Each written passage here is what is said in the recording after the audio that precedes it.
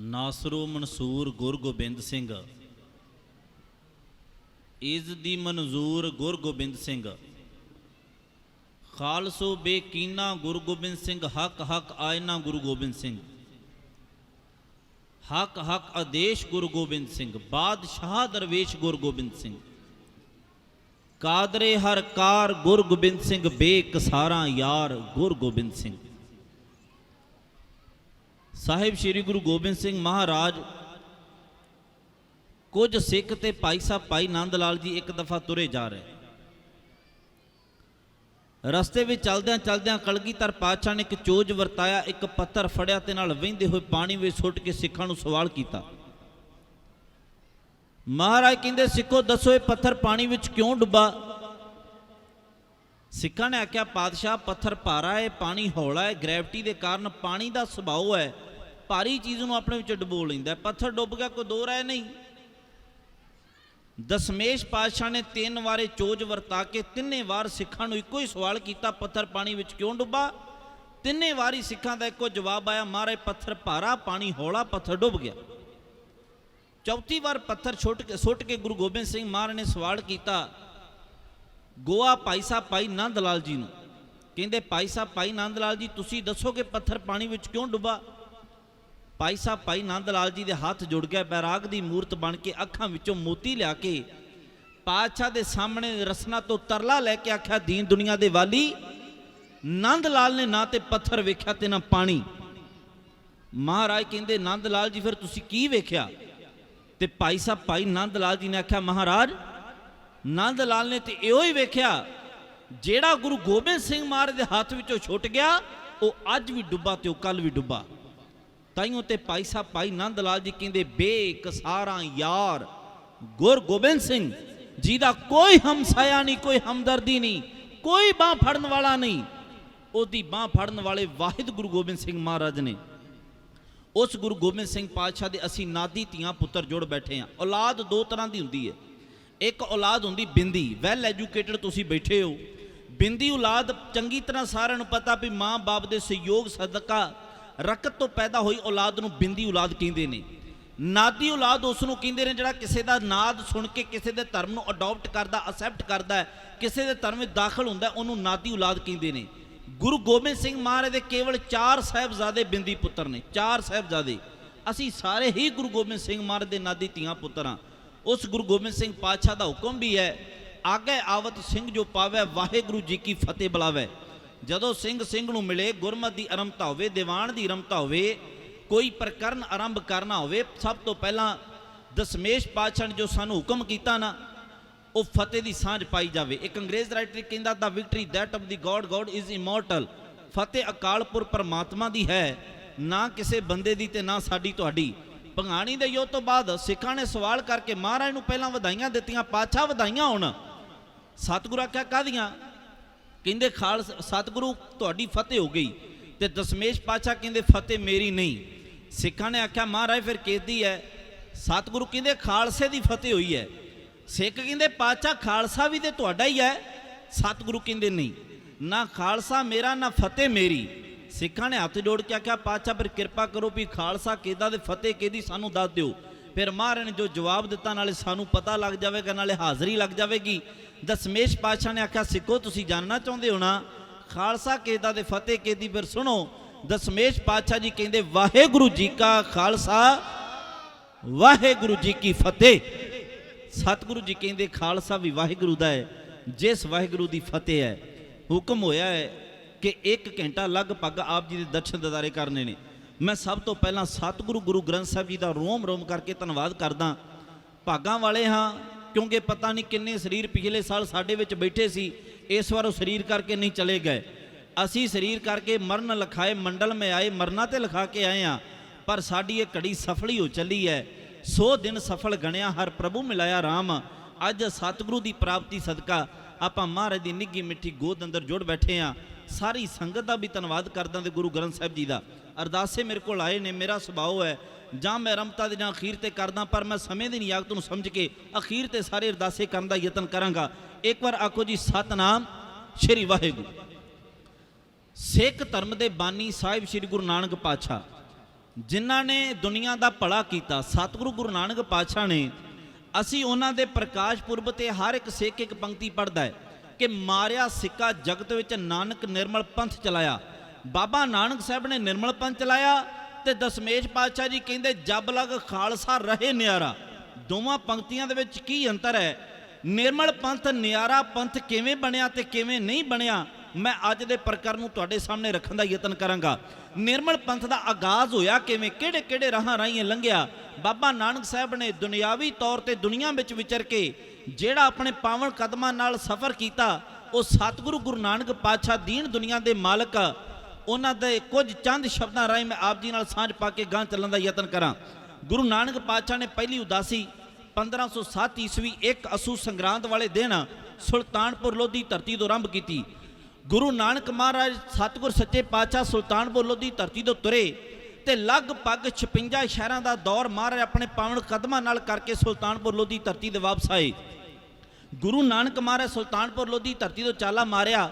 ਸਭ ਤੋਂ ਪਹਿਲਾਂ ਪਹੁੰਚੇ ਲਾਹੌਰ, ਲਾਹੌਰ ਤੋਂ ਰਾਏਪੁਰ ਦੀ ਤਲਵੰਡੀ, ਰਾਏਪੁਰ ਦੀ ਤਲਵੰਡੀ ਤੋਂ ਸੈਦਪੁਰ, ਸੈਦਪੁਰ ਤੋਂ ਹਰਿਦੁਆਰ, ਹਰਿਦੁਆਰ ਤੋਂ ਅਲਮੋੜਾ, ਅਲਮੋੜੇ ਤੋਂ ਗੋਰਖਮਤਾ, ਗੋਰਖਮਤੇ ਤੋਂ ਅਯੁੱਧਿਆ, ਅਯੁੱਧਿਆ ਤੋਂ ਪ੍ਰਯਾਗ, ਪ੍ਰਯਾਗ ਤੋਂ ਬਨਾਰਸ, ਬਨਾਰਸ ਤੋਂ ਗਿਆ, ਗਿਆ ਤੋਂ ਗੁਹਾਟੀ, ਗੁਹਾਟੀ ਤੋਂ ਮਣੀਪੁਰ ਦੇ ਰਤੇ ਸਿਲਟ, ਸਿਲਟ ਤੋਂ ਢਾਕਾ, ਢਾਕਾ ਤੋਂ ਨਦੀਆਂ, ਨਦੀਆਂ ਤੋਂ ਮੇਦਨੀਪੁਰ ਬੰਗਾਲ ਵਿੱਚ, ਮੇਦਨੀਪੁਰ ਤੋਂ ਪੁਰੀ, ਪੁਰੀ ਤੋਂ ਬੇਜਵਾੜਾ, ਬੇਜਵਾੜਾ ਤੋਂ ਗੰਤੂਰ, ਗੰਤੂਰ ਤੋਂ ਕੁੜਾਪਾ, ਕੁੜਾਪਾ ਤੋਂ ਰਮੇਸ਼ਵਰ, ਰਮੇਸ਼ਵਰ ਤੋਂ ਸਿੰਗਲਾਦੀਪ, ਸਿੰਗਲਾਦੀਪ ਤੋਂ ਕੋਚੀਨ, ਕੋਚੀਨ ਤੋਂ ਪਾਲਕਾੜ, ਪਾਲਕਾੜ ਤੋਂ ਨੀਲਗਿਰੀ, ਨੀਲਗਿਰੀ ਤੋਂ ਸ਼੍ਰੀ ਰੰਗਾਪਟਮ, ਸ਼੍ਰੀ ਰੰਗਾਪਟਮ ਤੋਂ ਮਲਕ ਰਾਜਨ ਮੰਦਰ, ਮਲਕ ਰਾਜਨ ਮੰਦਰ ਤੋਂ ਪਾਂਦਰਪੁਰ, ਪਾਂਦਰਪੁਰ ਤੋਂ ਬਾਰਸੀ, ਬਾਰਸੀ ਤੋਂ ਪੂਨਾ, ਪੂਨਾ ਤੋਂ ਨਾਸਕ, ਨਾਸਕ ਤੋਂ ਔਰੰਗਾਬਾਦ, ਔਰੰਗਾਬਾਦ ਤੋਂ ਓਮਕਾਰ ਮੰਦਰ, ਓਮਕਾਰ ਮੰਦਰ ਤੋਂ ਉਜੈਨ, ਉਜੈਨ ਤੋਂ ਬੜੌਦਾ, ਬੜੌਦਾ ਤੋਂ ਭਾਵਨਗਰ, ਭਾਵਨਗਰ ਤੋਂ ਪਾਲੀਟਾਣਾ, ਪਾਲੀਟਾਣਾ ਤੋਂ ਸੋਮਨਾਥ, ਸੋਮਨਾਥ ਤੋਂ ਦਵਾਰਕਾ, ਦਵਾਰਕਾ ਤੋਂ ਓਖਾ ਬੰਦਰ, ਓਖਾ ਬੰਦਰ ਤੋਂ ਮਾਂਡਵੀ ਬੰਦਰ, ਮਾਂਡਵੀ ਬੰਦਰ ਤੋਂ ਭੁੱਜ, ਭੁੱਜ ਤੋਂ ਅੰਜਾਰ, ਅੰਜਾਰ ਤੋਂ ਬੀਸਨਗਰ, ਬੀਸਨਗਰ ਤੋਂ ਆਬੂ, ਆਬੂ ਤੋਂ ਨਾਥ ਦੁਆਰਾ, ਨਾਥ ਦੁਆਰ ਤੋਂ ਚਤੌੜ, ਚਤੌੜ ਤੋਂ ਜਮੇਰ, ਜਮੇਰ ਤੋਂ ਪੁਸ਼ਕਰ, ਪੁਸ਼ਕਰ ਤੋਂ ਮਥਰਾ, ਮਥਰੇ ਤੋਂ ਦਿੱਲੀ, ਦਿੱਲੀ ਤੋਂ ਪਾਣੀਪਤ,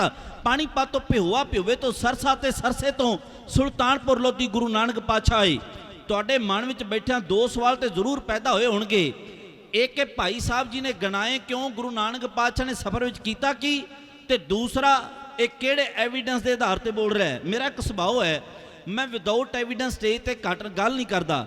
ਜਿੰਨਾ ਚਿਰ ਮੇਰੇ ਕੋਲ ਪ੍ਰੂਫ ਨਹੀਂ ਮੈਂ ਇੱਥੇ ਕਰਕੇ ਚਲਾ ਜਾਵਾਂ ਸਟੇਜ ਤੋਂ ਉਤਰਨਾ ਤੁਸੀਂ ਪੁੱਛਣ ਦੇ ਹੱਕਦਾਰ ਹੋਵੋ, ਮੇਰੇ ਕੋਲ ਜਵਾਬ ਨਾ ਹੋਵੇ ਤਾਂ ਹਾਨੀ ਬੜੀ ਵੱਡੀ ਹੈ। ਮੈਂ ਵਿਦ ਐਵੀਡੈਂਸ ਇਹ ਗੱਲ ਕਰ ਰਿਹਾ। ਕੋਈ ਜਾਣਨਾ ਚਾਹੁੰਦਾ ਹੋਵੇ, ਸਫ਼ਰ ਲਿਖ ਕੇ ਗੁਰਦੁਆਰਾ ਸਾਹਿਬ ਦੇ ਵਿੱਚ ਲਾਉਣਾ ਚਾਹੁੰਦਾ ਹੋਵੇ ਤੇ ਮੇਰੇ ਨਾਲ ਕੰਟੈਕਟ ਕਰ ਲੈਣਾ। ਮੈਂ ਸਮਾਪਤੀ ਕਰਕੇ 2 ਵਜੇ ਸਟੇਜ ਤੋਂ ਉਤਰ ਜਾਣਾ। ਦੂਸਰਾ ਸਵਾਲ ਵੀ ਬਾਬਾ ਨਾਨਕ ਸਾਹਿਬ ਨੇ ਨਿਰਮਲ ਪੰਥ ਨੂੰ ਚਲਾਉਣ ਵਾਸਤੇ ਇਹ ਸਫ਼ਰ ਵਿੱਚ ਕੀਤਾ ਕੀ। ਭਾਈ ਸਾਹਿਬ ਭਾਈ ਗੁਰਦਾਸ ਜੀ ਦੀ ਇੱਕ ਪੰਕਤੀ ਦੀ ਮੋਹਰ ਲਾ ਕੇ ਗਾਂ ਚੱਲਿਆ। ਭਾਈ ਸਾਹਿਬ ਭਾਈ ਗੁਰਦਾਸ ਜੀ ਕਹਿੰਦੇ ਚੜਿਆ ਸੋਧਣ ਧਰਤ ਲੁਕਾਈ। ਗੁਰੂ ਨਾਨਕ ਪਾਤਸ਼ਾਹ ਨੇ ਡੁੱਬੀ ਹੋਈ ਮਨੁੱਖਤਾ ਦਾ ਭਲਾ ਕੀਤਾ। ਇਹ ਨਿਰਮਲ ਜਿਹੜਾ ਮਾਰਿਆ ਸਿੱਕਾ ਜਗਤ ਵਿੱਚ ਨਾਨਕ ਨਿਰਮਲ ਪੰਥ ਚਲਾਇਆ, ਇਹ ਨਿਰਮਲ ਪੰਥ ਅੱਜ ਨਿਆਰਾ ਪੰਥ ਬਣ ਗਿਆ। 1699 30 ਮਾਰਚ ਨੂੰ ਗੁਰੂ ਗੋਬਿੰਦ ਸਿੰਘ ਮਹਾਰਾਜ ਨੇ ਖਾਲਸਾ ਪੰਥ ਸਾਜ ਦਿੱਤਾ। ਇਹ ਖਾਲਸਾ ਪੰਥ ਅੱਜ ਹੀ ਨਹੀਂ, ਉਦੋਂ ਵੀ ਸਰਕਾਰਾਂ ਨੂੰ ਚੁੱਭਦਾ ਸੀ, ਅੱਜ ਤੇ ਚੁੱਭਦਾ ਹੀ ਹੈ ਨਾ। ਖਾਲਸਾ ਪੰਥ ਕੁਝ ਹੋਰ ਨਹੀਂ ਸੀ ਮੰਗਦਾ, ਗੁਰੂ ਗੋਬਿੰਦ ਸਿੰਘ ਮਹਾਰਾਜ ਕੁਝ ਹੋਰ ਨਹੀਂ ਸੀ ਮੰਗਦੇ। ਉਹ ਕਹਿੰਦੇ ਸੀ ਬਸ ਮਨੁੱਖਤਾ ਦੇ ਅਧਿਕਾਰ, ਹਿਊਮਨ ਰਾਈਟਸ ਜਿਹੜੇ ਮਨੁੱਖ ਨੂੰ ਦੇ ਦਿੱਤੇ ਜਾਣ, ਜਿਹੜਾ ਹੱਕ ਜਿਸ ਦਾ ਬਣਦਾ ਹੈ ਨਾ ਉਹਨੂੰ ਦੇ ਦਿੱਤਾ ਜਾਵੇ। ਅੱਜ ਆ ਵੇਖੋ ਇੱਕ ਸ਼ੁਭਦੀਪ ਸਿੰਘ ਮੂਸੇਵਾਲੇ ਵੱਲੋਂ ਗਾਣਾ ਗਾਇਆ ਗਿਆ ਜਿਸ ਨੂੰ ਅਸੀਂ ਸਿੱਧੂ ਮੂਸੇਵਾਲਾ ਕਹਿੰਦੇ ਆ। SYL, ਸ਼ਾਇਦ ਹੋ ਸਕਦਾ ਬਹੁਤਿਆਂ ਨੂੰ ਇਸ ਗੱਲ ਦਾ ਨਾਂ ਪਤਾ ਹੋਵੇ ਕਿ SYL ਦਾ ਮਤਲਬ ਕੀ ਹੈ। S ਦਾ ਮਤਲਬ ਸਤਲੁਜ, Y ਦਾ ਮਤਲਬ ਯਮੁਨਾ ਤੇ L ਦਾ ਮਤਲਬ ਲਿੰਕ। ਜਿਹੜੀ ਇੰਦਰਾ ਗਾਂਧੀ ਵੱਲੋਂ ਪੰਜਾਬ ਦੀ ਧਰਤੀ ਦੇ ਦਰਿਆ ਸਤਲੁਜ ਦੇ ਵਿੱਚੋਂ ਜਿਹੜਾ ਇੱਕ ਲਿੰਕ ਕੱਢਿਆ ਗਿਆ, ਜਿਹਦਾ ਨੀਂਹ ਪੱਥਰ ਰੱਖਿਆ ਗਿਆ ਕਿ ਸਤਲੁਜ ਦੇ ਦਰਿਆ ਚੋਂ ਪਾਣੀ ਕੱਢ ਕੇ ਹਰਿਆਣੇ ਦੇ ਵਿੱਚ ਦੀ ਹੁੰਦਾ ਹੋਇਆ ਇਹ ਯਮੁਨਾ ਦਿੱਲੀ ਤੱਕ ਪਹੁੰਚੇਗਾ, ਉਸ ਨੂੰ ਬਚਾਉਣ ਖਾਤਰ ਸਾਡੇ ਪੰਜਾਬ ਦਾ ਹੱਕ ਬਾਹਰ ਨਾ ਚਲਾ ਜਾਵੇ। ਵੇਖੋ ਰਾਜਸਥਾਨ ਸਾਨੂੰ ਪੱਥਰ ਫਰੀ 'ਚ ਨਹੀਂ ਦਿੰਦਾ, ਸਾਨੂੰ ਕੋਲਾ ਫਰੀ 'ਚ ਨਹੀਂ ਮਿਲਦਾ, ਕਿਸੇ ਵੀ ਇੰਡਸਟਰੀ ਦਾ ਪ੍ਰੋਡਕਟ ਲਾ ਲਓ ਸਾਡੇ ਕੋਲ ਫਰੀ ਵਿੱਚ ਨਹੀਂ ਆਉਂਦਾ। ਪਰ ਪੰਜਾਬ ਦੇ ਜਦੋਂ ਵੀ ਪਾਣੀ ਦੀ ਗੱਲ ਆਉਂਦੀ ਸਿੱਖੋ, ਉਦੋਂ ਸਾਡੇ ਲੱਕ ਦੇ ਡਾਂਗਾਂ ਪੈਂਦੀਆਂ, ਸਾਡੇ ਹੱਕ ਖੋ ਕੇ ਦਿੱਤੇ ਜਾਂਦੇ ਨੇ। ਫਿਰ ਸਰਦਾਰ ਬਲਵਿੰਦਰ ਸਿੰਘ ਜਟਾਣਾ, ਮੈਂ ਇੱਕ ਗੱਲ ਤੋਂ ਬੜਾ ਖੁਸ਼ ਹਾਂ ਵੀ ਸਾਡੀ ਜਨਰੇਸ਼ਨ ਨਾ ਇਹਨੂੰ ਇੱਕ ਚੀਜ਼ ਦਾ ਚਸਕਾ ਬੜੀ ਛੇਤੀ ਪੈ ਜਾਂਦਾ ਹੈ। ਜੇ ਕਿਤੇ ਕੁਝ ਗਲਤ ਹੁੰਦਾ ਤੇ ਇਹ ਉਸ ਨੂੰ ਢਾਉਣ ਲਈ ਜਾਂਦੇ ਨੇ, ਜੇ ਚੰਗਾ ਹੁੰਦਾ ਤਾਂ ਤੇ ਰਿਸਰਚ ਕਰਦੇ ਨੇ। ਗੂਗਲ ਦਾ ਰਿਕਾਰਡ ਜੇ ਕਿਸੇ ਨੇ ਬੰਨਿਆ ਤੇ ਪਰਸੋਂ ਤੋਂ ਲੈ ਕੇ ਥੋੜੇ ਦਿਨਾਂ ਤੋਂ ਲੈ ਕੇ ਸਰਦਾਰ ਬਲਵਿੰਦਰ ਸਿੰਘ ਜਟਾਣਾ ਸਭ ਤੋਂ ਵੱਧ ਸਰਚ ਹੋਇਆ ਗੂਗਲ ਦੇ ਉੱਤੇ। ਉਹਦਾ ਕੀ ਕਾਰਨ ਸੀ? ਜਨਰੇਸ਼ਨ ਪੜ੍ਹੀ ਲਿਖੀ ਜਾਣਨਾ ਚਾਹੁੰਦੀ ਸੀ ਵੀ ਸਰਦਾਰ ਬਲਵਿੰਦਰ ਸਿੰਘ ਜਟਾਣਾ ਸੀ ਕੌਣ। ਸਰਦਾਰ ਬਲਵਿੰਦਰ ਸਿੰਘ ਜਟਾਣਾ ਇਹ ਪੰਜਾਬ ਦੇ ਹੱਕਾਂ ਦਾ ਰਾਖਾ ਸੀ, ਸਾਡਾ ਸੂਰਮਾ ਹੋਇਆ। ਇਹ ਸੂਰਮੇ ਨੇ ਬਲਵਿੰਦਰ ਸਿੰਘ ਜਟਾਣਾ ਜੀ ਨੇ ਕੀਤਾ ਕਿ 23 ਜੁਲਾਈ 1990 ਚੰਡੀਗੜ੍ਹ ਦੇ 26 ਸੈਕਟਰ ਦੇ ਵਿੱਚ MS ਕਸੂਰੀ ਜਿਹੜਾ MS ਸੀਕਰੀ ਜਿਹੜਾ ਇੰਜੀਨੀਅਰ ਸੀ SYL ਦਾ, ਜਿਹਨੇ ਸਾਰੀ ਦੇਖ ਰੇਖ ਹੇਠ ਜਿਹੜਾ ਪੰਜਾਬ ਦੇ ਦਰਿਆ ਸਤਲੁਜ ਤੋਂ ਪਾਣੀ ਜਮਨਾ ਤੱਕ ਪਹੁੰਚਣਾ ਸੀ ਉਹ ਸਾਰੀ ਉੱਥੇ ਤਿਆਰੀ ਕਰਕੇ ਬੈਠਾ ਹੈ। ਉਹਦੇ ਨਾਲ ਇੱਕ ਹੋਰ ਬੈਠਾ ਹੈ ਸਰਦਾਰ ਬਲਵਿੰਦਰ ਸਿੰਘ ਜਟਾਣਾ। 3 ਸਿੱਖਾਂ ਨੂੰ ਹੋਰ ਲੈ ਕੇ ਆਪਣੇ ਦੋਵਾਂ ਸਕੂਟਰਾਂ ਤੇ ਸਵਾਰ ਹੋ ਕੇ ਇਹ ਚੰਡੀਗੜ੍ਹ 26 ਸੈਕਟਰ ਦੇ ਵਿੱਚ ਪਹੁੰਚੇ। 26 ਸੈਕਟਰ ਵਿੱਚ ਪਹੁੰਚਣ ਤੋਂ ਬਾਅਦ ਇਹ ਉਸ ਬਿਲਡਿੰਗ ਦੇ ਉੱਤੇ ਚੜ੍ਹੇ ਜਿੱਥੇ ਉੱਤੇ MS ਸਿਕਰੀ ਬੈਠਾ ਹੋਇਆ ਸੀ। ਇਹਨਾਂ ਜਾਂਦਿਆਂ ਸਾਰ ਸਾਇਲੈਂਸ ਪਿਸਟਲ ਜਿਹੜੇ ਕੋਲ ਸਨ ਉਹਨਾਂ ਦੀ ਫਾਇਰਿੰਗ ਸ਼ੁਰੂ ਕੀਤੀ। ਇਹ ਤੋਂ ਬਾਅਦ ਇੱਕ ਹੋਰ ਪੰਜਾਬ ਦੇ ਸਮੇਧ ਸੈਣੀ ਉੱਤੇ ਵੀ ਅਟੈਕ ਕੀਤਾ ਗਿਆ, ਜਿਸ ਦੀ ਪ੍ਰਤੀਕਰਮ ਇਹ ਨਿਕਲਿਆ ਕਿ ਸਮੇਧ ਸੈਣੀ ਦੇ ਜ਼ਰੀਏ। ਮੈਂ ਹੋਰ ਬੇਨਤੀ ਕਰਾਂ, ਮੇਰਾ ਇਹ ਮਕਸਦ ਨਹੀਂ ਮੈਂ ਜਵਾਨੀ ਨੂੰ ਭੜਕਾ ਕੇ ਜਾਵਾਂ, ਤੁਹਾਡੇ ਲਈ ਕੋਈ ਬਿਪਤਾ ਖੜੀ ਕਰਕੇ ਜਾਵਾਂ, ਪਰ ਮੇਰਾ ਇੰਨਾ ਕੁ ਫਰਜ਼ ਹੈ ਵੀ ਮੈਂ ਗੁਰੂ ਦੀ ਸੰਗਤ ਦਾ ਖਾਨਾ ਕਮ ਸੇ ਕਮ ਜੋ ਮੇਰੀ ਜਨਰੇਸ਼ਨ ਜਾਣਨਾ ਚਾਹੁੰਦੀ ਹੈ ਨਾ, ਮੈਂ ਉਹਦੇ ਪ੍ਰਤੀ ਸੁਚੇਤ ਕਰਕੇ ਜੋ ਕੁਝ ਇਤਿਹਾਸ ਤੋਂ ਪਰੋਖਾ ਹੈ। ਇੱਕ ਡਾਕਟਰ ਸਰਦਾਰ SS UK ਦੀ ਇੱਕ ਕਿਤਾਬ ਆਈ ਹੈ ਪੂਲੇ ਦਾ ਅੰਤ, ਕਦੀ ਉਹ ਕਿਸੇ ਨੂੰ ਪੜ੍ਹਨ ਦਾ ਮੌਕਾ ਮਿਲਿਆ ਤੇ ਤੁਹਾਨੂੰ ਸਰਦਾਰ ਬਲਵਿੰਦਰ ਸਿੰਘ ਜਟਾਣਾ ਬਾਰੇ ਪਤਾ ਲੱਗੇਗਾ। ਫਿਰ ਕਿਸ ਤਰ੍ਹਾਂ ਅਖੌਤੀਆਂ ਨੇ ਸਰਦਾਰ ਬਲਵਿੰਦਰ ਸਿੰਘ ਜਟਾਣਾ ਦੇ ਪਰਿਵਾਰ ਨੂੰ ਮੌਤ ਦੇ ਘਾਟ ਉਤਾਰਿਆ ਔਰ ਉਸ ਸੂਰਮੇ ਨੂੰ ਵੀ ਸ਼ਹੀਦ ਕੀਤਾ ਗਿਆ। ਮੇਰੇ ਕਹਿਣ ਦਾ ਭਾਵ ਸੀ ਇਹ ਸਾਡੇ ਉਹ ਜੁਝਾਰੂ ਯੋਧੇ ਨੇ ਜਿਨ੍ਹਾਂ ਬਾਰੇ ਅੱਜ ਦੀ ਜਨਰੇਸ਼ਨ ਬੜੇ ਚੰਗੀ ਤਰ੍ਹਾਂ ਜਾਣਨਾ ਚਾਹੁੰਦੀ ਹੈ। ਤੇ ਮੈਂ ਇੱਕ ਬੇਨਤੀ ਵੀ ਕਰਕੇ ਜਾਵਾਂ, ਭਾਈ ਸਾਹਿਬ ਕਰ ਰਿਹਾ ਸੀ ਵੀ ਜਿੰਨਾ ਚਿਰ ਅਸੀਂ ਊੜਾ ਤੇ ਜੂੜਾ ਨਾ ਸਾਂਭਿਆ ਸਿੱਖੋ ਉਹਨਾਂ ਚਿਰ ਸਾਡੀ ਸਿੱਖੀ ਨੂੰ ਖਤਰਾ ਜ਼ਰੂਰ ਹੈ, ਸਿੱਖੀ ਖਤਮ ਨਹੀਂ ਹੋ ਸਕਦੀ। ਮੈਂ ਇੱਕ ਦਿਨ ਡਾਕਟਰ ਇੰਦਰਜੀਤ ਸਿੰਘ ਗੋਗੋਵਾਣੀ ਸਾਹਿਬ ਤੋਂ ਬੈਠਾ ਤੇ ਮੈਂ ਕਿਹਾ ਚਾਚਾ ਜੀ ਲੋਕ ਕਹਿੰਦੇ ਵੀ ਸਾਡਾ ਪੰਥ ਖਤਮ ਹੋ ਗਿਆ। ਉਹ ਕਹਿੰਦੇ ਕਾਕਾ ਗੱਲ ਇਹ ਹੈ ਵੀ ਜਦੋਂ ਸਰੀਰ ਕਰਕੇ ਅਸੀਂ ਨਹੀਂ ਸਣਾ ਪੰਥ ਉਦੋਂ ਵੀ ਚੜ੍ਹਦੀ ਕਲਾ ਵਿੱਚ ਸੀ, ਅਸੀਂ ਸਰੀਰ ਕਰਕੇ ਹਾਂ ਤੇ ਪੰਥ ਹੁਣ ਵੀ ਚੜ੍ਹਦੀ ਕਲਾ ਵਿੱਚ ਹੈ। ਉਹ ਆਂਦੇ ਨਿਰਸਨ ਦੇ ਅਸੀਂ ਸਰੀਰ ਕਰਕੇ ਦੁਨੀਆ ਵਿੱਚ ਨਾ ਰਹੀਏ ਇਹ ਪੰਥ ਤਾਂ ਵੀ ਚੜ੍ਹਵੇਗਾ। 195 ਕੰਟਰੀਆਂ ਵਰਲਡ ਦੀਆਂ ਜਿਨ੍ਹਾਂ ਵਿੱਚੋਂ ਨੀਅਰ ਅਬਾਊਟ 160 ਕੰਟਰੀਆਂ ਇਹੋ ਜਿਹੀਆਂ ਨੇ, 160 ਦੇਸ਼ ਜਿਨ੍ਹਾਂ ਵਿੱਚ ਖਾਲਸੇ ਪੰਥ ਦਾ ਅੱਜ ਵੀ ਨਿਸ਼ਾਨ ਸਾਹਿਬ ਝੁਲਦਾ ਹੈ। ਪੰਥ ਕਦੀ ਖਤਮ ਨਹੀਂ ਹੁੰਦਾ, ਬਸ ਸਾਡੇ ਕਮਜ਼ੋਰੀ ਆ ਗਈ, ਅਸੀਂ ਇਤਿਹਾਸ ਪੜ੍ਹਨਾ ਛੱਡ ਦਿੱਤਾ। ਅੰਗਰੇਜ਼ ਲੋਕ ਸਾਡਾ ਇਤਿਹਾਸ ਪੜ੍ਹਦੇ ਸਿੱਖੋ। 1881 ਵਿੱਚ ਨਾ ਇੱਕ ਅਖਬਾਰ ਨਿਕਲਿਆ ਫਰਾਂਸਿਸ ਦੇ ਵਿੱਚ, ਉਹ ਅਖਬਾਰ ਦੇ ਵਿੱਚ ਇਹ ਪਤਾ ਕੀਤਾ ਗਿਆ ਕਿ ਦੁਨੀਆ ਦਾ ਮਹਾਨ ਜੇਤੂ ਜਰਨੈਲ ਕੌਣ ਹੈ, ਇਹ ਪਤਾ ਕੀਤਾ ਗਿਆ। ਫਿਰ ਨੀਅਰ ਅਬਾਊਟ 2012 ਦੇ ਵਿੱਚ ਇੱਕ ਮੈਗਜ਼ੀਨ ਆਸਟ੍ਰੇਲੀਆ ਨੇ ਕੱਢਿਆ, ਉਸ ਮੈਗਜ਼ੀਨ ਦਾ ਨਾਮ ਰੱਖਿਆ ਗਿਆ ਬਿਲੀਅਨਰਜ਼। ਉਹਦੇ ਵਿੱਚ ਦੁਨੀਆ ਦੇ ਟੌਪ ਦੇ 10 ਕਮਾਂਡਰ ਕੱਢੇ ਗਏ, ਪੂਰੀ ਦੁਨੀਆ ਦੇ 10 ਜਰਨੈਲ ਚੁਣੇ ਗਏ। ਦੂਜੇ ਨੰਬਰ ਤੇ ਚੰਗੇਜ਼ ਖਾਨ ਆਇਆ, ਤੀਜੇ ਤੇ ਸਿਕੰਦਰ, ਚੌਥੇ ਤੇ ਅਟੀਲਾ ਦਾ ਹੈਨ, ਪੰਜਵੇਂ ਤੇ ਜੂਲੀਅਸ ਸੀਜ਼ਰ, ਛੇਵੇਂ ਤੇ ਫ੍ਰਾਂਸਿਸ ਪਿਜ਼ਾਰੋ, ਸੱਤਵੇਂ ਤੇ ਸਾਰੇ ਦਾ ਗ੍ਰੇਟ, ਅੱਠਵੇਂ ਤੇ ਨੈਪੋਲੀਅਨ ਬੋਨਾਪਾਰਟ, ਨੌਵੇਂ ਤੇ ਹਨੀਬਲ ਬਾਰਕਾ, 10ਵੇਂ ਤੇ ਸ਼ਾਹ ਤੈਮੂਰ। ਪਰ ਖਾਲਸਾ ਪੰਥ ਨੂੰ ਇਸ ਗੱਲ ਦੀ ਵਧਾਈ ਹੈ ਜਿਹੜਾ 1881 ਵਿੱਚ ਫਰਾਂਸਿਸ ਦੇ ਵਿੱਚ ਦੁਨੀਆ ਦਾ ਮਹਾਨ ਜੇਤੂ ਜਰਨੈਲ ਚੁਣਿਆ ਗਿਆ। 2012 ਦੇ ਵਿੱਚ ਆਸਟ੍ਰੇਲੀਆ ਵੱਲੋਂ ਕੱਢੇ ਗਏ ਮੈਗਜ਼ੀਨ ਬਿਲੀਅਨਰ ਦੇ ਵਿੱਚ ਉਹੀ ਆਲ ਵਰਲਡ ਦੇ ਵਿੱਚੋਂ ਟੌਪ 10 ਕਮਾਂਡਰ ਵਿੱਚੋਂ ਟੌਪ ਦਾ ਕਮਾਂਡਰ ਸਿੱਖ ਕੌਮ ਦਾ ਚੀਫ ਜਨਰਲ ਸਰਦਾਰ ਹਰੀ ਸਿੰਘ ਨਲੂਆ ਚੁਣਿਆ ਗਿਆ। ਇਹ ਸਾਡੇ ਖਾਲਸੇ ਦੀ ਪ੍ਰਾਪਤੀ, ਸਾਡੇ ਵੱਡ ਵਡੇਰਿਆਂ ਦੀ ਪ੍ਰਾਪਤੀ, ਕਿਉਂਕਿ ਉਹਨਾਂ ਨੇ ਇਤਿਹਾਸ ਸਾਡਾ ਗੋਰਿਆਂ ਨੇ ਪੜ੍ਹਿਆ, ਉਹਨਾਂ ਅਮਲ ਕੀਤਾ, ਵਿਚਾਰ ਕੀਤਾ, ਸਰਚ ਕੀਤੀ। ਪਰ ਅਸੀਂ ਸਰਚ ਹੋਣ ਲੱਗੇ ਆ, ਉਹ ਸਾਡੇ ਨੂੰ ਬਹੁਤ ਸਮਾਂ ਅੱਗੇ ਚਲੇ ਗਿਆ ਸਰਚ ਕਰਨ ਦੇ ਵਿੱਚ। ਖੈਰ ਮੈਂ ਬੇਨਤੀ ਕਰ ਰਿਹਾ ਸਾਂ, ਪੰਜਾਬ ਦੇ ਹੱਕ ਅੱਜ ਵੀ ਖੋਏ ਜਾਂਦੇ ਨੇ ਤੇ ਗੁਰੂ ਗੋਬਿੰਦ ਸਿੰਘ ਮਹਾਰਾਜ ਨੇ ਆਖਿਆ ਸੀ ਇਹ ਪੰਜਾਬ ਦੇ ਹੱਕ ਮੈਂ ਖੁੱਸਣ ਨਹੀਂ ਦੇਣੇ, ਇਹ ਲੋਕਾਂ ਦੇ ਅਧਿਕਾਰ ਨੇ, ਲੋਕ ਹੀ ਅਪਣਾਉਣਗੇ। ਬਸ ਇਹਨਾਂ ਗੱਲਾਂ ਨੂੰ ਵੇਖ ਕੇ ਤਿਲ ਮਿਲਾ ਉੱਠੇ 22 ਧਾਰ ਦੇ ਪਹਾੜੀ ਰਾਜੇ, ਜਾ ਕੇ ਔਰੰਗਜ਼ੇਬ ਨੂੰ ਆਖਿਆ ਬਾਦਸ਼ਾਹ ਸਲਾਮਤ, ਤੇਰਾ ਇਕਬਾਲ ਬੁਲੰਦ ਹੋਵੇ ਪਰ ਸਾਨੂੰ ਹੁਣ ਜਾਪਦਾ ਬਹੁਤਾ ਚਿਰ ਰਹਿਣ ਵਾਲਾ ਨਹੀਂ। 7 ਕੱਪੜੀ ਅੱਗ ਲੱਗ ਉੱਠੀ ਔਰੰਗਜ਼ੇਬ ਨੂੰ। ਇੱਕ ਮੈਂ ਸ਼ਬਦ ਵਰਤਿਆ 7 ਕੱਪੜੀ ਅੱਗ ਲੱਗ ਜਾਣਾ। ਸਿਆਣੇ ਕਹਿੰਦੇ ਵੀ ਜਿਹੜੀ ਅਕਲ ਹੁੰਦੀ ਨਾ ਤੇ ਗਿਰੀਆਂ ਬਦਾਮ ਖਾਣ ਨਾਲ ਆਉਂਦੀ ਹੈ ਤੇ ਨਾ ਦੁੱਧ ਮਲਾਈਆਂ ਨਾਲ, ਅਕਲ ਆਉਂਦੀ ਜ਼ਿੰਦਗੀ ਵਿੱਚ ਵਿਚਰਿਆਂ ਤਜਰਬੇ ਦੇ ਨਾਲ ਧੱਕੇ ਖਾਦਿਆਂ। 7 ਕੱਪੜੇ ਸ਼ਾਇਦ ਸੁਣਿਆ ਤੇ ਅਸੀਂ ਬਹੁਤ ਵਾਰ ਹੋਵੇ, ਪਰ ਹੋ ਸਕਦਾ ਵੀ ਕਦੀ ਵਿਚਾਰਿਆ ਨਾ ਹੋਵੇ 7 ਕੱਪੜੇ ਹੁੰਦੇ ਕਿਹੜੇ ਨੇ। ਸਿਆਣਿਆਂ ਦਾ ਤੱਤ ਕੱਢਿਆ ਹੈ, 2 ਅੱਖਾਂ ਦੇ ਛੇਕ, 2 ਨੱਕ ਦੇ ਛੇਕ, 2 ਕੰਨਾਂ ਦੇ ਛੇਕ ਅਤੇ 1 ਮੂੰਹ ਦਾ ਛੇਕ। ਇਹਨੂੰ ਸਿਆਣਿਆਂ ਨੇ 7 ਕੱਪੜਿਆਂ ਦਾ ਨਾਂ ਦਿੱਤਾ ਤੇ ਹੁਣ ਇਹਨੂੰ ਅੱਗ ਲੱਗਦੀ ਕਿਵੇਂ ਹੈ। ਇਸ ਤੋਂ ਬਾਅਦ ਐਕਸਪੈਰੀਮੈਂਟ ਨਾ ਕਰਨਾ, ਪਹਿਲਾਂ ਕਿਤੇ ਹੋਇਆ ਤੇ ਵਿਚਾਰ ਕੇ ਵੇਖ ਲੈਣਾ। ਕਿਸੇ ਬੰਦੇ ਦੀ ਕਿਸੇ ਨਾਲ ਲੜਾਈ ਹੋ ਜਾਵੇ ਜਾਂ ਝੂਠੇ ਬੰਦੇ ਨੂੰ ਸੱਚ ਦਾ ਸ਼ੀਸ਼ਾ ਸਾਹਮਣੇ ਵਿਖਾ ਦਿਓ, ਉਹਦੀਆਂ ਅੱਖਾਂ ਗੁੱਸੇ ਵਿੱਚ ਲਾਲ ਹੋ ਜਾਂਦੀਆਂ ਨੇ, ਨਾਸਾਂ ਬੀਕਾਨੇਰੀ ਸਾਣ ਵਾਂਗ ਫਲਾ ਕੇ ਨੂੰ ਵੱਧਦਾ ਹੈ, ਕੰਨਾਂ 'ਚੋਂ ਸੇਕ ਨਿਕਲਦਾ ਹੈ ਤੇ 7ਵਾਂ ਕੱਪੜਾ ਜ਼ੁਬਾਨ। ਫਿਰ ਇਸ ਤੇ ਐਸੀ ਅੱਗ ਲੱਗਦੀ ਹੈ, ਨਾ ਕਿਸੇ ਦੀ ਧੀ ਦੀ ਇੱਜ਼ਤ ਵੇਖਦੀ ਹੈ, ਨਾ ਮਾਂ ਦੀ ਨਾ ਭੈਣ ਦੀ ਇੱਜ਼ਤ ਵੇਖਦੀ ਹੈ। ਲੋਕ ਕਹਿੰਦੇ ਤੈਨੂੰ 7 ਕੱਪੜੀ ਅੱਗ ਲੱਗ ਉੱਠੀ। ਔਰੰਗਜ਼ੇਬ ਨੇ ਆਖਿਆ ਤੁਸੀਂ ਕਹਿਣਾ ਕੀ ਚਾਹੁੰਦੇ ਹੋ। 22 ਧਾਰ ਦੇ ਕਿਰਤ ਗਣਾ ਨੇ ਆਖਿਆ ਬਾਦਸ਼ਾਹ ਸਲਾਮਤ, ਗੁਰੂ ਗੋਬਿੰਦ ਸਿੰਘ ਨੇ ਖਾਲਸਾ ਸਾਜ ਦਿੱਤਾ, ਜੇ ਕਾਬੂ ਨਾ ਕੀਤਾ ਗਿਆ ਵੇਲੇ ਸਿਰ ਅੱਜ ਦੇ ਸਾਡੀਆਂ ਰਿਆਸਤਾਂ ਨੂੰ ਖਤਰਾ ਹੈ। ਉਹ ਦਿਨ ਦੂਰ ਨਹੀਂ ਜਦੋਂ ਤੇਰੇ ਦਿੱਲੀ ਦਾ ਤਖਤ ਤਖਤਾ ਬਣ ਕੇ ਰਹਿ ਜਾਵੇਗਾ। ਨਵਾਬ ਦੀਨਾ ਬੇਗ ਨੂੰ ਦੇ ਕੇ ਫੌਜ ਅਨੰਦਪੁਰ ਸਾਹਿਬ ਭੇਜ ਦਿੱਤਾ ਗਿਆ। 2 ਮਹੀਨੇ ਘੇਰਾ ਪੈਣ ਤੋਂ ਬਾਅਦ ਨਵਾਬ ਦੀਨਾ ਬੇਗ ਦੀ ਹਾਰ ਹੋਈ, ਵਾਪਸ ਮੁੜਨ ਲੱਗਾ ਤੇ ਰਾਜੇ ਕੇਸਰੀ ਚੰਦ ਨੇ ਆਖਿਆ ਨਵਾਬ ਸਾਹਿਬ ਮਕਸਦ ਤੇ ਇੰਨਾ ਹੀ ਹੈ ਨਾ ਗੁਰੂ ਗੋਬਿੰਦ ਸਿੰਘ ਨੂੰ ਗ੍ਰਿਫਤਾਰ ਕਰਨਾ। ਮੈਂ ਇੱਕ ਤਜਵੀਜ਼ ਦੱਸਦਾ ਜੇ ਤੁਹਾਡੇ ਦਿਲ ਨੂੰ ਲੱਗ ਜਾਵੇ। ਨਵਾਬ ਦੇ ਮਨ ਨੂੰ ਲੱਗੀ, ਪਰ ਇਹ ਸਾਰੀ ਖਬਰ CID ਵਿਭਾਗ ਦਾ ਰਿਪੋਰਟਰ ਸਰਦਾਰ ਚਤਰ ਸਿੰਘ ਬਰਾੜ ਲੈ ਕੇ ਗੁਰੂ ਗੋਬਿੰਦ ਸਿੰਘ ਮਹਾਰਾਜ ਦੇ ਚਰਨਾਂ ਵਿੱਚ ਹਾਜ਼ਰ ਹੋਇਆ। ਕਹਿਣ ਲੱਗਾ ਪਾਤਸ਼ਾਹ ਮੈਂ ਤੁਹਾਨੂੰ ਇੱਕ ਬੇਨਤੀ ਕਰਨ ਆਇਆ। ਰਾਜਾ ਨੇ ਨਵਾਬ ਦੀਨਾ ਬੇਗ ਨਾਲ ਇੱਕ ਵਿਚਾਰ ਕੀਤੀ ਹੈ ਤੇ ਵਿਚਾਰ ਕਰਕੇ ਉਹਨਾਂ ਇੱਕ ਮਤਾ ਪਕਾਇਆ, ਕੱਲ ਨੂੰ ਕੀ ਹੋਣ ਵਾਲਾ ਹੈ। ਗੁਰੂ ਗੋਬਿੰਦ ਸਿੰਘ ਮਹਾਰਾਜ ਨੇ ਆਖਿਆ 10 ਸਿੱਖਾ ਕੀ ਕਹਿਣਾ ਚਾਹੁੰਦਾ ਹੈ। ਸਰਦਾਰ ਚਤਰ ਸਿੰਘ ਨੇ ਜੋ ਕੁਝ ਦੱਸਿਆ, ਢਾਡੀ ਕਲਾ ਦੀ ਬੜੀ ਸੁੰਦਰ ਵਣਗੀ ਹੈ, ਇਸ ਨੂੰ ਕਹਿੰਦੇ ਰਸਾਲੂ।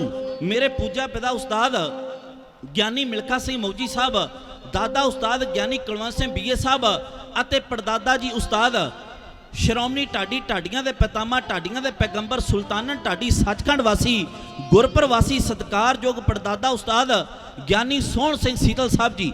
ਬਾਪੂ ਜੀ ਕਿਆ ਕਰਦੇ ਸੀ, ਆਉਣ ਵਾਲੇ ਸਮੇਂ ਵਿੱਚ ਸਟੇਜ ਤੇ ਹੋ ਸਕਦਾ ਢੱਡ ਵੀ ਵੱਜੇ, ਸਰੰਗੀ ਵੀ ਵੱਜੇ, ਪਰ ਕਹਿੰਦੇ ਹਾਲਾਤ ਐਸੇ ਕ੍ਰੀਏਟ ਹੁੰਦੇ ਜਾ ਰਹੇ, ਉਤਪਨ ਹੁੰਦੇ ਜਾ ਰਹੇ ਵੀ ਸ਼ਾਇਦ ਢਾਡੀ ਕਲਾ ਖਤਮ ਹੋ ਜਾਵੇ। ਉਹਨੂੰ ਜਿਉਂਦਿਆਂ ਰੱਖਣ ਦਾ ਨਿਮਾਣਾ ਜਿਹਾ ਯਤਨ ਕੀਤਾ ਜਾ ਰਿਹਾ ਹੈ। ਰਸਾਲੂ ਹੋਂਦ ਵਿੱਚ ਕਿਵੇਂ ਆਇਆ ਮੈਂ ਇਸ ਦੇ ਬਾਰੇ ਦੱਸ ਦੇਵਾਂ।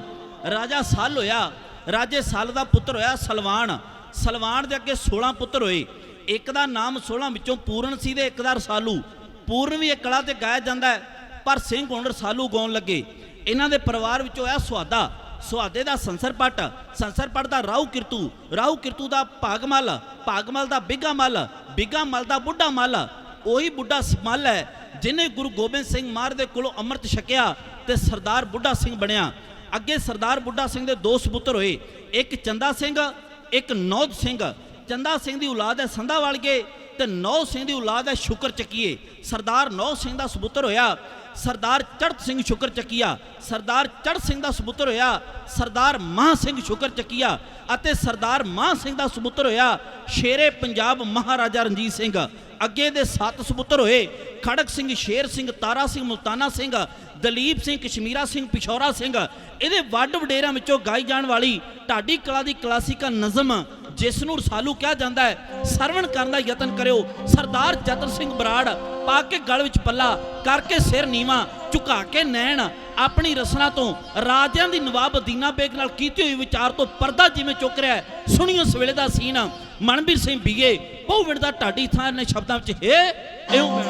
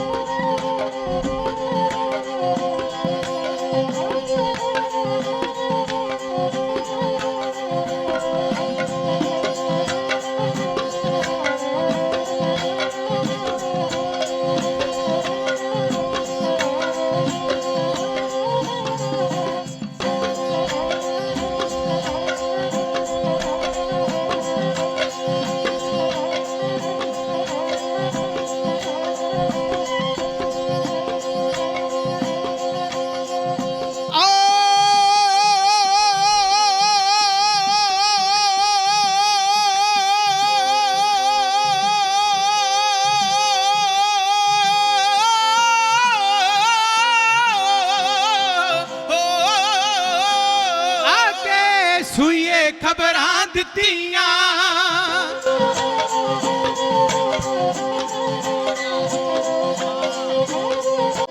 ਆਕੇ ਸੂਈਏ ਖਬਰਾਂ ਦਿੱਤੀਆਂ ਕਹਿੰਦਾ ਸੁਣੋ ਸੱਚੀ ਸਰਕਾਰ ਉਧਰ ਅੱਜ ਇਕੱਠੇ ਹੋ ਗਏ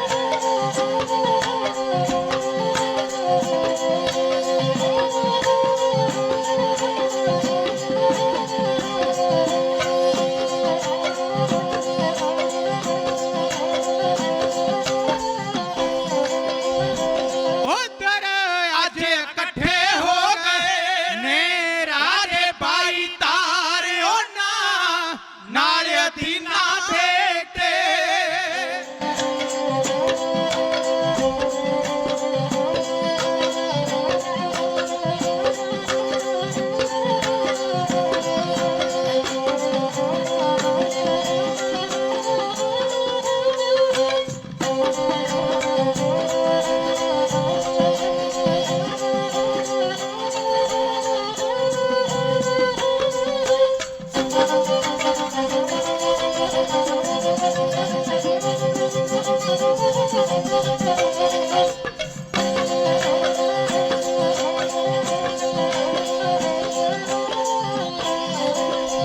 ਉਹਨਾਂ ਨਾਲ ਅਦੀਨਾ ਬੇਟੇ ਹੈ ਕੀਤੀ ਇਹ ਵਿਚਾਰ ਉਹਨਾਂ ਤੋੜਨ ਲਈ ਦਰ ਕਿਲੇ ਦਾ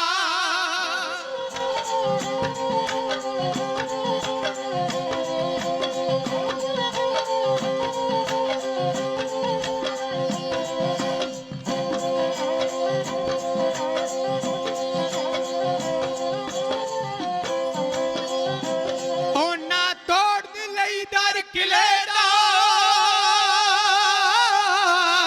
ਹੋ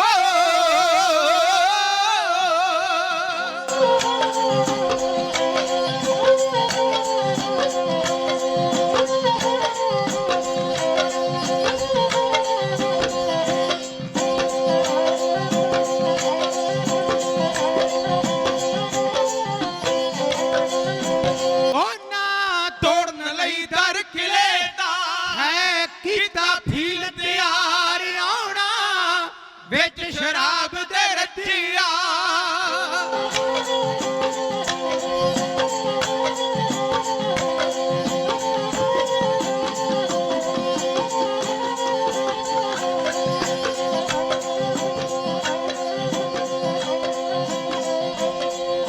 ਆਉਣਾ ਵਿੱਚ ਸ਼ਰਾਬ ਦੇ ਰੱਤੀਆ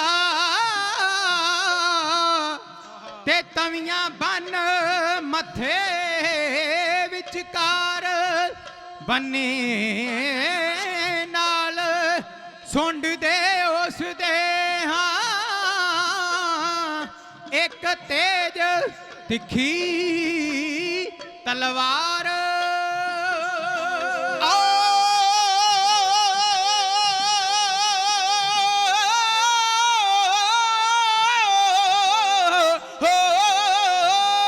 ਬੰਨੀ ਨਾਲ ਸੁੰਡ ਦੇ ਉਸ ਤੇ ਇੱਕ ਤੇਜ ਤਿੱਖੀ ਤਲਵਾਰ ਸਤਿਗੁਰ ਰੋਕਣ ਲਈ ਉਸ ਫੀਲ ਨੂੰ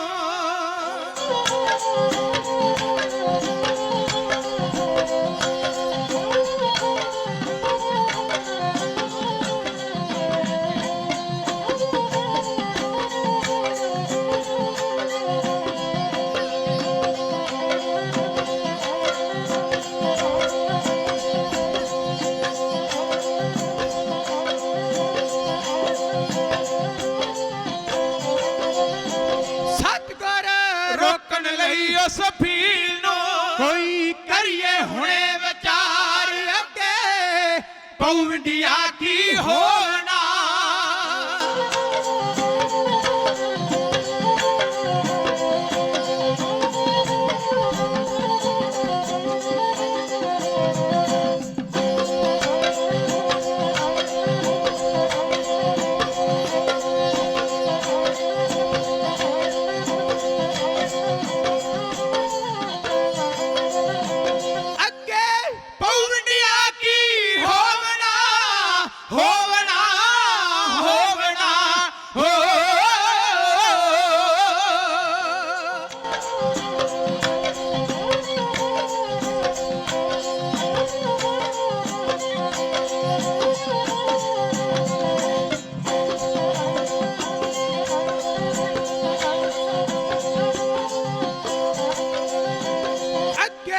ਪਉ ਇੰਡੀਆ ਕੀ ਹੋ